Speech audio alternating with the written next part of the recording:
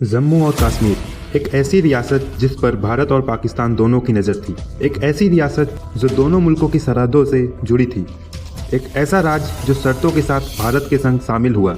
एक ऐसा केंद्र शासित प्रदेश जिसे लेकर विवादों का दौर आज तक जारी है। एक तरफ यह प्राकृतिक संसाधनों से लैस थी तो दूसरी तरफ चीन से सीमा साझा करने के कारण सामरिक रूप से भी अहम।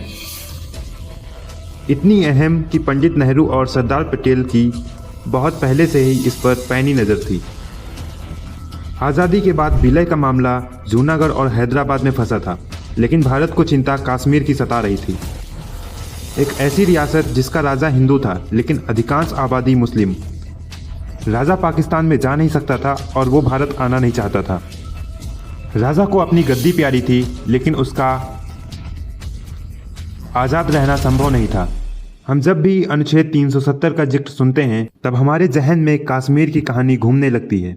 जब भी हम कश्मीर के अधिग्रहण का जिक्र सुनते हैं तब हम उन क्वेश्चनों को जानना चाहते हैं जिनके तहत कश्मीर का भारत में विलय हुआ था। इसलिए आज हम कश्मीर के भारत में विलय होने की पूरी कहानी को जानेंगे कि पाकिस्तान कश्मीर को हथियाने के अपने मंसूबों में कामयाब क्यों नहीं हो पाया। बताएंगे कि क्या आज़ादी के बाद रियासतों को एकीकृत करने के लिए भारत को किन मुश्किलों से गुजरना पड़ा। तो आइए शुरू करते हैं। जब भारत को आज़ादी मिली तब भारत तमाम तरह की मुश्किलों से जूझ रहा था। बंटवारे की त्रासदी से उपजी समस्याओं ने भारत को अंदर तक हिला दिया था।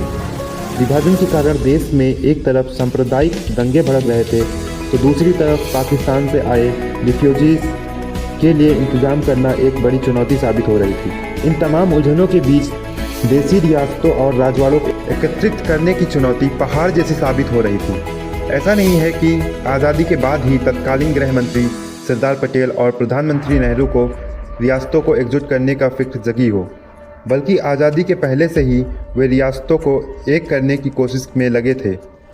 असल में रियासत ऐसे स्टेट थे जहां अंग्रेज के अधीन राजा या नवाब का शासन होता था। लेकिन इंडिया इंडिपेंडेंट एक्ट के बाद ब्रिटिश क्राउन की सभी भारतीय राजस्वों से सुप्रीमेसी खत्म हो गई। अब इन रियासतों को भौगोलिक नज़दीकी के लिहाज से भारत या पाकिस्तान में से किसी एक देश को चुनना था। उन रियासतों को खुद में शामिल करना दोनों देशों के लिए एक टेढ़ी खीर की तरह थी, जो भारत पाकिस्तान दोनों से सीमा साझा करते थे।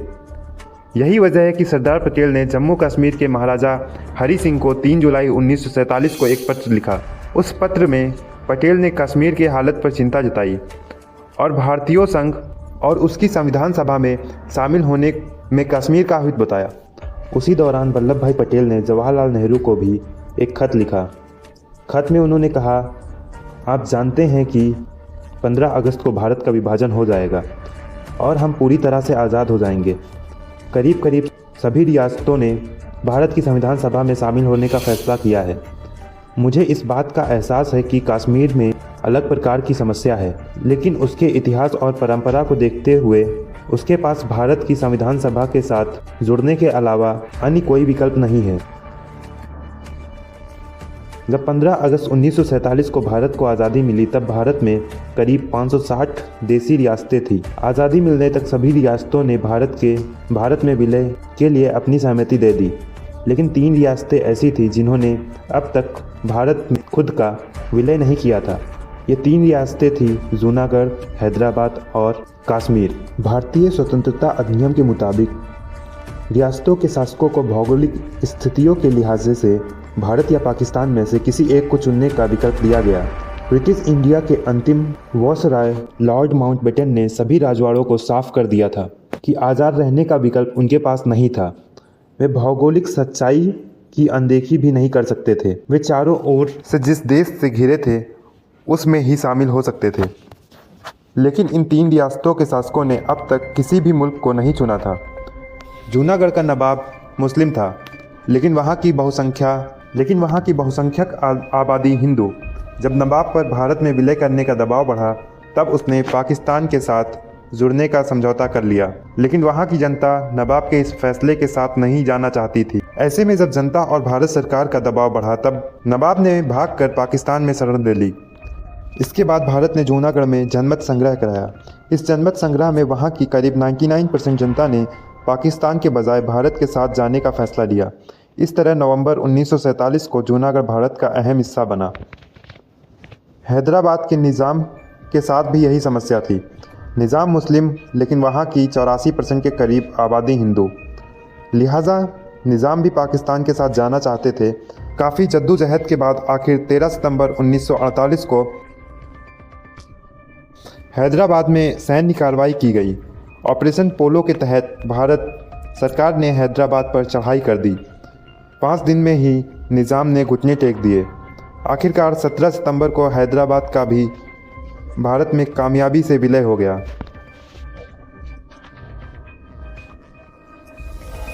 जैसा कि मैंने पहले ही जिक्र किया था, रियासतों को अपनी नज़दीकी देशों में मिलने के लिए कहा गया था। अगर आप मैप देखेंगे तो हैदराबाद और जूनागढ़ के लिए पाकिस्तान के साथ जाना वैसे भी संभव नहीं था, क्योंकि ये दोनों रियासतें भारत के बीचों बीच में थी। ऐसे में अगर ये दोनों रियासतें पाकिस्तान से जुड़ भी जाती तो उनका भी वही हाल होता जो पूर्वी पाकिस्तान यानी मौजूदा बांग्लादेश का हुआ। काफ़ी मशक्क़त के बाद जूनागढ़ और हैदराबाद तो भारत में शामिल हो गया, लेकिन बात जम्मू कश्मीर को लेकर फंस गई। जम्मू कश्मीर उन चंद रियासतों में से एक था जो भारत और पाकिस्तान के बीच मौजूद था, और असली फैसला वही लिया जाना था। दरअसल अंग्रेज़ और सिखों के बीच 2 जंगें हुई थी, जिन्हें आंग्ल सिख युद्ध कहते हैं। प्रथम आंग्ल सिख युद्ध के बाद राजा गुलाब सिंह और अंग्रेज़ के बीच 1846 में अमृतसर की संधि हुई थी। गुलाब सिंह ने अंग्रेज़ों से 75 लाख रुपए में कश्मीर घाटी और लद्दाख विजारण, जिसमें बलूचिस्तान, कारगिल और लेह शामिल था। इसके साथ ही गुलाब सिंह जम्मू कश्मीर रियासत के पहले राजा बने थे। वे उत्तर भारत के एक क्षत्रिय वंश के थे और डोगरा राजवंश के संस्थापक थे। 1846 से 1947 तक डोगरा राजवंश ने ही जम्मू कश्मीर रियासत पर शासन किया। ब्रिटिश शासन के तहत 1846 से 1858 तक Jammu Kashmir British east India company के साथ सहायक गठबंधन में एक रियासत थी और बाद में 1947 तक ब्रिटिश क्राउन के अधीन आ गई थी। 1947 में भारत की आज़ादी के वक्त यहाँ महाराजा हरि सिंह का शासन था। हरि सिंह डोगरा राजवंश के चौथे शासक थे। वे गुलाब सिंह के वंशज थे। उन्होंने 1925 में यहाँ की गद्दी संभाली थी। इस रियासत की एक खासियत ये भी थी कि यहाँ की लगभग 3/4 आबादी मुसलमानों की थी, लेकिन इसके राजा हरि सिंह हिंदू थे। तत्कालीन लोकप्रिय नेता शेख अब्दुल्ला ने कश्मीर के भारत में विलय का समर्थन किया, लेकिन राजा हरि सिंह ने उनको गिरफ्तार कर जेल में डलवा दिया। ऐसा क्यों? ऐसा इसलिए क्योंकि असल में महाराजा हरि सिंह भारत और पाकिस्तान में से किसी एक के साथ जुड़ने को लेकर दुविधा में थे। वे पाकिस्तान के साथ नहीं जुड़ना चाहते थे, क्योंकि बतौर हिंदू शासक अगर वो पाकिस्तान चले जाते तो खुद सहज महसूस नहीं करते। इसके पीछे कारण था कि पाकिस्तान की नींव धार्मिक आधार पर रखी गई थी। यह न केवल महाराजा और उनके वंशज के लिए बल्कि कश्मीर के अल्पसंख्यक वर्ग के लिए भी तत्काल पैदा होने वाला डर था। जम्मू सत्र के कश्मीरी पंडित, कश्मीर घाट के हिंदू और लद्दाख के बौद्ध जैसे अल्पसंख्यक वर्ग थे, जिनके मन में एक प्रकार का भय समाया था। इसके अलावा कश्मीर घाट के मुस्लिम, जिनका राज्य की आबादी में तो बहुमत था, मगर वे जातीय तथा भाषा की दृष्टि से पाकिस्तान के मुसलमानों से अलग थे। दूसरी ओर हरि सिंह भारत के साथ जुड़ने के नाम पर भी अलग अलग उलझनों में फंसे थे। वे जानते थे भारत लोकतांत्रिक प्रणाली पर काम करने वाला देश बनेगा। उधर पाकिस्तान के संस्थापक मोहम्मद अली जिन्ना की नज़र कश्मीर पर थी। उन्हें लगता था कि कश्मीर मुस्लिम बहुल्य राज्य है और इसलिए उस पर पाकिस्तान का ही हक होना चाहिए। जिन्ना ने संभवतः ये मान लिया था कि कश्मीर की सत्ता को बिना किसी कठिनाई के उखाड़ कर फेंक दिया जाएगा और राज पके आम की तरह उनकी झोली में आ गिरेगा। हालांकि आज़ादी से पहले यानी 12 अगस्त 1947 को हरि सिंह ने भारत और पाकिस्तान दोनों को स्टैंड स्टिल एग्रीमेंट का प्रस्ताव भेजा। यह विलय पत्र नहीं था। इसका मतलब था कि ब्रिटिश साम्राज्य के साथ जारी स्थिति को बरकरार रखना, यानी कश्मीर की स्थिति जैसी है वैसी ही रहने देना। पाकिस्तान ने इस प्रस्ताव को स्वीकार कर लिया और 15 अगस्त 1947 को जम्मू कश्मीर को जवाब भेजा, लेकिन भारत ने इसे नामंजूर करने राजा के प्रतिनिधि को चर्चा के लिए दिल्ली बुलाया। हालांकि वे इस बुलावे पर कोई प्रतिनिधि दिल्ली नहीं गया। इस बीच पाकिस्तान के गवर्नर जनरल मोहम्मद अली जिन्ना ने भी अपने निजी सचिव को श्रीनगर भेजा ताकि हरि सिंह को कश्मीर के पाकिस्तान में विलय के लिए मना सकें। लेकिन कुछ दिन बाद यानी 24 अगस्त 1947 को पाकिस्तान ने महाराजा हरि सिंह को एक चेतावनी भरा खत लिखा। इसमें लिखा था कि अगर कश्मीर पाकिस्तान में शामिल होने में नाकाम रहता है तो भविष्य में एक गंभीर संकट इंतजार कर रहा है। इस चेतावनी ने महाराजा को चौकन्ना कर दिया और इसके बाद पाकिस्तान और जम्मू कश्मीर के बीच आरोप प्रत्यारोप का दौर चल पड़ा। उसी दौरान महाराजा हरि सिंह का झुकाव भारत की तरफ होने लगा। जेल में बंद शेख अब्दुल्ला को रिहा कर दिया गया। शेख अब्दुल्ला हमेशा मुस्लिम लीग और जिन्ना के विरोधी थे। उनकी रिहाई के बाद पंडित नेहरू से दोस्ती और गहरी होने लगी। ये सब बातें पाकिस्तान और जिन्ना को पच नहीं रही थी। जब जिन्ना को लगा कि अब पाकिस्तान भारत में अपना विलय कर लेगा तो जैसे तैसे सितंबर महीना बीतने के बाद 24 अक्टूबर 1947 को तड़के हजारों कबायली पठानों ने कश्मीर में घुसपैठ को अंजाम दे दिया। पाकिस्तान ने नॉर्थ वेस्ट फ्रंटियर ब्रांच से कबायलियों को इकट्ठा करके ऑपरेशन गुलमर्ग शुरू किया। आधुनिक हथियारों से लैस और पाकिस्तानी सेना के डायरेक्ट कंट्रोल वाले करीब 2000 कश्मीर के मुजफ्फराबाद पहुंच गए। 26 अक्टूबर तक उरी और बारामूला उनके कब्जे में आ गए। पाकिस्तानी कबायलियों ने बारामूला में जमकर हिंसा मचाई। कुछ रिपोर्ट्स के मुताबिक बारामूला में उस दौरान 11,000 लोगों की करीब हत्या हुई थी। जम्मू कश्मीर राज्य भौगोलिक के हिसाब से पाकिस्तान के मुकाबले भारत से ज़्यादा अलग और कटा हुआ था और महाराजा की फ़ौज बहुत कमज़ोर थी। मारकाट को अंजाम देते हुए कबायली राजधानी श्रीनगर की ओर बढ़ने लगे। पाकिस्तान ने कश्मीर को हड़पने की योजना बनाई।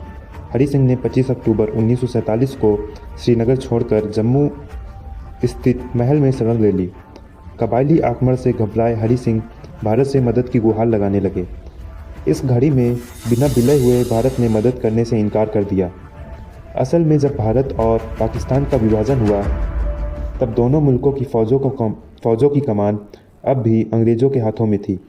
इसके पीछे सोच थी कि अगर सेना की पूरी कमान दोनों देशों की सरकारों के हाथों में दे दी जाती है तब वे इसका गलत इस्तेमाल कर सकते थे, क्योंकि बंटवारे की आग तो दोनों तरफ लगी थी।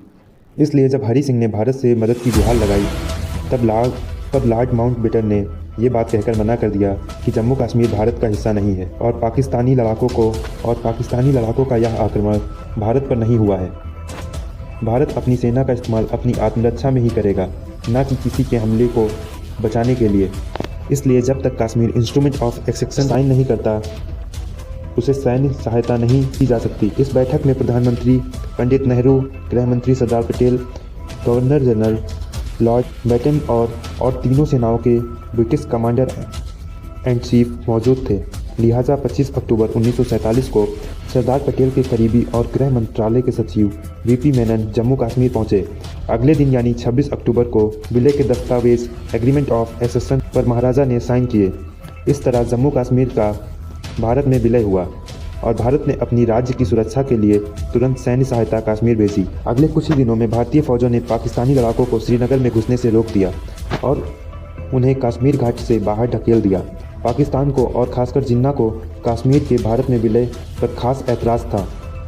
उनके मुताबिक जब जूनागढ़ के मामले में पाकिस्तान के साथ हुए एग्रीमेंट को नहीं माना गया तब कश्मीर और भारत के बीच हुए समझौते का भी कोई औचित्य नहीं है। ऐसे में माउंटबेटन ने जिन्ना को भरोसा दिया कि जब यहाँ शांति कायम हो जाएगी तब यहाँ भी जनमत संग्रह कराया जाएगा। लेकिन पाकिस्तान को कश्मीर को हथियाने की जल्दबाजी थोड़ी ज़्यादा थी। उसने खुले तौर पे कश्मीर में जंग छेड़ते हुए अपनी सेनाएं तैनात कर दी। इस लड़ाई के कुछ महीनों बाद लॉर्ड माउंटबेटन की सलाह पर प्रधानमंत्री नेहरू ने कश्मीर में पाकिस्तानी सेना की कार्रवाई का मुद्दा सुरक्षा परिषद में उठा दिया। साल 1948 में इस पर पहला प्रस्ताव आया। संयुक्त राष्ट्र सुरक्षा परिषद की सूची में यह प्रस्ताव नंबर 38 था। इसके बाद 3 और प्रस्ताव आए। प्रस्ताव नंबर 38 में दोनों पक्षों से अपील की गई थी कि जिस देश की आर्मी जहां पर है वहीं रुक जाए और हालात को और न बिगाड़े। साथ ही ये भी कहा गया कि सुरक्षा परिषद की अध्यक्ष भारत और पाकिस्तान के प्रतिनिधियों को बुलाएं और अपने मार्गदर्शन में दोनों पक्षों में सीधी बातचीत कराएं। प्रस्ताव संख्या 39 में सुरक्षा परिषद ने एक 3 सदस्य आयोग बनाने का फैसला दिया, जिसे तुरंत मौके पर पहुंचकर तथ्यों की जांच करने का आदेश दिया गया। 21 अप्रैल 1948 को प्रस्ताव संख्या 47 में कहा गया कि भारत और पाकिस्तान दोनों को जम्मू कश्मीर पर नियंत्रण जनमत संग्रह के स्वतंत्र और निष्पक्ष लोकतांत्रिक तरीके से होना चाहिए। इसके लिए एक शर्त तैयार की गई थी कि कश्मीर में लड़ने के लिए जो पाकिस्तानी कबायली आए थे वे वापस चले जाएं और भारतीय आर्मी भी पीछे चली जाए। आखिरकार संयुक्त संघ की मध्यस्थता में 1 जनवरी 1949 को संघर्ष विराम हुआ और दोनों देशों के बीच कश्मीर में सीमा रेखा निर्धारित हुई, जिसे लाइन ऑफ कंट्रोल या LOC कहा गया। हालांकि संघर्ष विराम के बावजूद कश्मीर में दोनों देशों की सेनाओं ने अपनी मौजूदा स्थिति से पीछे नहीं हटी, यानी जम्मू कश्मीर और लद्दाख पर भारत का कब्जा रहा, जबकि गिलगिट बाल्टिस्तान पर पाकिस्तान का कब्जा बरकरार रहा, जिसे वो आज़ाद कश्मीर और भारत POK कहता है। दरअसल भारत ने प्रस्ताव 47 को नकार दिया। इसके पीछे भारत का तर्क था कि प्रस्ताव में पाकिस्तान सैन्य हमले को नज़रअंदाज किया गया है। कश्मीर के महाराजा हरि सिंह द्वारा इंस्ट्रूमेंट ऑफ एक्सेप्शन पर दस्तावेज किए गए थे, इसलिए साफ तौर पर इस संदर्भ में भारत के पास वैध अधिकार थे। भारत ने इस प्रस्ताव के उस खंड पर आपत्ति जताई जिसमें भारत को कश्मीर में सैन्य उपस्थिति बनाए रखने की अनुमति न होने की बात कही गई, जबकि भारत अपनी रक्षा रणनीति के दृष्टिकोण से इसे जरूरी मानता था। भारत का ये भी मानना था कि जनमत संग्रह के आधार पर सत्ता का निर्धारण राजकीय संप्रभुता को प्रभावित करेगा। बहरहाल भारत सरकार ने कश्मीर की बहुसंख्यक आबादी ने नेता शेख अब्दुल्ला को आपातकालीन प्रशासन का मुखिया बना दिया। इस तरह से शेख अब्दुल्ला सरकार की सर्वेसर्वा हो गया। मैंने आपको शुरू में ही बताया था कि जम्मू कश्मीर पर जब डोगरा राजवंश का शासन था तब वो ब्रिटिश राज का हिस्सा बना था। रक्षा, विदेश और संचार को छोड़कर बाकी सभी मामलों में उसने अपनी संप्रभुता का आनंद लिया। अपने बाहरी लोगों को राज्य में संपत्ति रखने की अनुमति नहीं दी। हालांकि 1947 में चीज़ें तेजी से बढ़ी थी। बंटवारे के वक्त जब हरि सिंह को पाकिस्तानी आक्रमण का सामना करना पड़ा था, तब भारत ने विलय पत्र पर दस्तखत के बाद अपनी सेना भेजी। इस समझौते के वक्त भी हरि सिंह ने 3 मामलों पर नए स्वतंत्र भारत में शामिल होने पर सहमति व्यक्त की थी: रक्षा, विदेश और संचार मामले। बाद में इसमें वित्त मामला भी जोड़ा गया। विलय पत्र में इस बात पर जोर दिया गया कि जम्मू कश्मीर का भारत में विलय इस शर्त पर होगा कि राज्य को अपना संविधान रखने का अधिकार और स्वायत्तता का अधिकार होगा। साथ ही एक राजध्वज रखने का और आंतरिक प्रशासन पर नियंत्रण की अनुमति भी मिले। अनुच्छेद 370 विशेष रूप से इन अधिकारों की ही रक्षा के लिए बनाया गया था। इसके तहत जम्मू कश्मीर को भारतीय संघ के भीतर एक विशेष दर्जा हासिल था। जवाहर नेहरू ने भारतीय संविधान के 7 सदस्य मसौदा समिति के एक प्रमुख सदस्य N. गोपाल स्वामी अयंगर को जम्मू और कश्मीर की विशेष स्थिति की रक्षा के लिए अनुच्छेद का मसौदा तैयार करने का काम सौंपा। अनुच्छेद 370 की आवश्यकता का बचाव करने के लिए आगे बढ़ते हुए अयंगर ने संविधान सभा को जम्मू और कश्मीर के विशेष परिस्थितियों के बारे में बताया। उन्होंने कहा, जम्मू कश्मीर राज्य की सीमा के भीतर युद्ध चल रहा है। संघर्ष विराम के बावजूद राज्य की हालत अभी असामान्य है, इसलिए ज़रूरी है कि राज्य के प्रशासन को इन असामान्य स्थितियों के लिए तैयार किया जाए, जब तक कि अन्य राज्यों की तरह यहाँ सामान्य जीवन बहाल नहीं हो जाता। जम्मू और कश्मीर में किसी भी राज्य विधानमंडल की अनुपस्थिति थी। इसके लिए अयंगर ने अनुच्छेद 306A को अंतरिम प्रणाली के रूप में शामिल करने का प्रस्ताव रखा, जब तक जम्मू और कश्मीर अपना संविधान नहीं अपना लेता। इस तरह से भारत ने पाकिस्तान की तमाम कोशिशों को नाकाम करते हुए कश्मीर को अपना अभिन्न अंग बना लिया, और यह सब कुछ भारत सरकार और भारतीय आर्मी की बेहतर सूझबूझ के चलते मुमकिन हो पाया। तो आज के वीडियो में बस इतना ही। मिलते हैं अगली वीडियो में। अगर आपको सिंधु जल समझौता के बारे में विस्तार से जानना है तो हमारे चैनल पे एक वीडियो है जिसका लिंक मैं डिस्क्रिप्शन में डाल देता हूँ। अगर आप चाहो तो उसको देख सकते हो। अगर वीडियो पसंद आए तो लाइक, सब्सक्राइब और शेयर करना ना भूलें।